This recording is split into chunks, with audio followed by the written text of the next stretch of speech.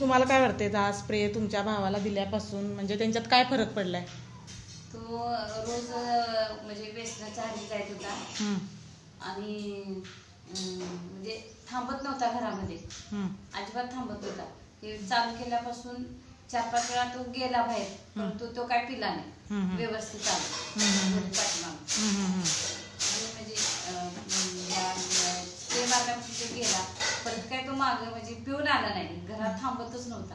आता काही पिल्या नाही, स्प्रे आम्ही मारतो तेव्हापासून पिल्यात असतो. हे 20 वर्ष झालं पितात ना? होय. म्हणजे भरपूर नुकसान त्यांची या दारूमुळं झालेले आहे. 20 वर्ष औषध भरपूर केली. आम्ही काय देवदरच पण काय करत नाही, परंतु औषध भरपूर केलेले आहे ती.